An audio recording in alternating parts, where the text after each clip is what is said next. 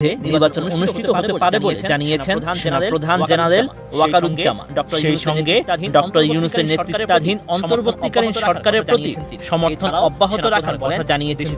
এছাড়াও সেনাপ্রধান বলেন, দেশে চলমান সংস্কার সম্পন্ন করতে অন্তর্বর্তীকালীন সরকারের পাশে তাতে যাই হোক না কেন। সেনাবাহিনী প্রধান ১.৫ বছরের মধ্যে নির্বাচন। রয়টার্সকে দেওয়া এক সাক্ষাৎকারে এসব কথা বলেন সেনাবাহিনী প্রধান। ১.৫ বছরের মধ্যে নির্বাচন ও ক্ষমতার ভারসাম্য নিয়ে সেনাপ্রধানের বক্তব্যের প্রেক্ষাপটে নিজেদের অভিমত জানিয়েছে বিএনপি ও জামায়াতে ইসলাম।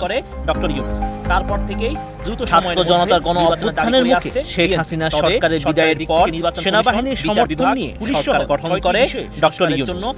তারপর থেকেই দ্রুত সময়ের মধ্যে নির্বাচনের দাবি করে আসছে বিএনপি। তবে সরকারের দিক থেকে নির্বাচন কমিশন, বিচার বিভাগ, পুলিশ সহ ৬টি বিষয়ে সংস্কারের জন্য কমিশন গঠন করা হয়েছে। এসব কমিশন ১ অক্টোবর থেকে কাজ শুরু করে পরবর্তী ৩ মাসের মধ্যে রিপোর্ট দেওয়ার কথা। মির্জা কবির ইসলাম বলেন, নির্বাচন যত দ্রুত হবে ততই